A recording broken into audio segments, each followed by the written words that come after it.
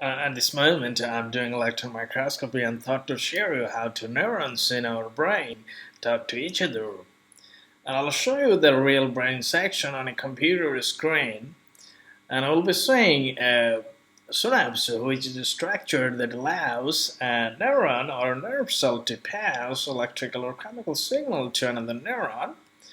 And as we know, in a chemical synapse, electrical activity in the presynaptic neuron is converted into the release of a chemical called a neurotransmitter that binds to receptors located in the plasma membrane of the postsynaptic cell.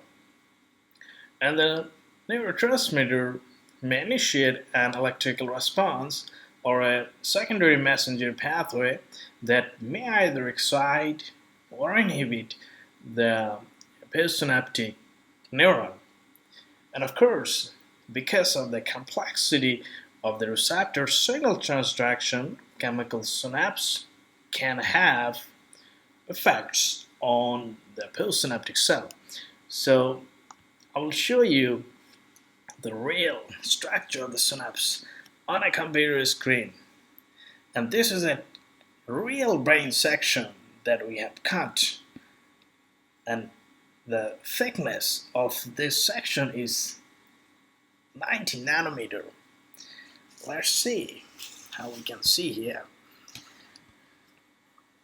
So now I'm showing you a structure that has been magnified 43,000 times. So you are seeing something that has been magnified 43,000 times.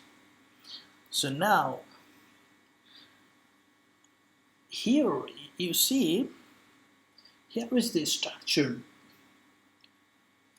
So it looks like a little darker, and here is the below, there is another structure. This is one neuron, and here is another neuron. We say this is the end of another neuron that we say is a presynaptic terminal, and here is the postsynaptic terminal. So this is the two terminal.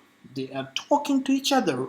And here you see dark structure where neurotransmitter is located. Once neurotransmitter is released, it actually binds to the receptor sitting on the postsynaptic membrane, and this is the way that the information from the one neuron pass to the another neuron. That is really cool. If you want to work, if you want to do something, you must tell this neuron to communicate with your another neuron.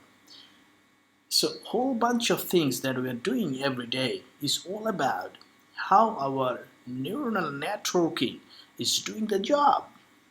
So perhaps I will also show you something, how this typical cell body should look like.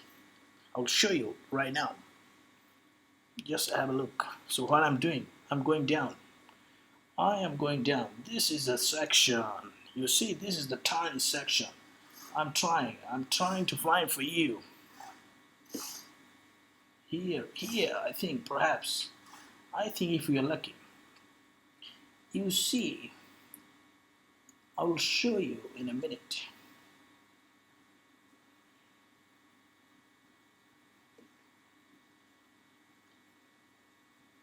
Maybe I do a little job here in order to make it even better. I think you can see what you are seeing here. This whole bunch of this round structure you see, that is the nucleus. That is the nucleus, and you clearly see nuclear double membrane. That we know, we have read about it, I think, in our very early biology book. And this very dark structure you see around, that is mitochondria. You know, I love mitochondria. You know, and you see, here is, I think you see some Golgi body, you see endoplasmic reticulum. So you are seeing a bunch of things that should have in a cell. So, and if you see how many cell body or nucleus, the packed, this is a packed, this all are nucleus, 1 2 3 4 5 6 7 8 9 10, they are completely packed. So you have seen today the real nuclear structure. You have seen a typical, I must go here. Now imagine how complex it is. Just imagine bunch of neuron are packed. They are making big networking, complex networking, and they are communicating with each other in order to make the sense, in order to do whatever we are doing in our life, whatever we are thinking, whatever we are processing. So a bunch of things is controlled through our brain. So we must admit this is the place. This is the place where we should do most of the research, where we should invest our whole bunch of energy and whole bunch of excitement. So I'm really excited what I've been doing. But what I have showed you, that is kind of a glimpse. But what I'm doing, I'm trying to actually check for a specific protein that is located on the capillary. There is a blood vessel, you see.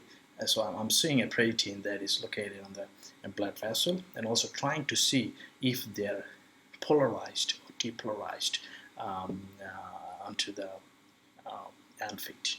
So that is something I'm trying to explore. There is amazing things that one can get a chance to do, and I'm lucky enough to explore this field.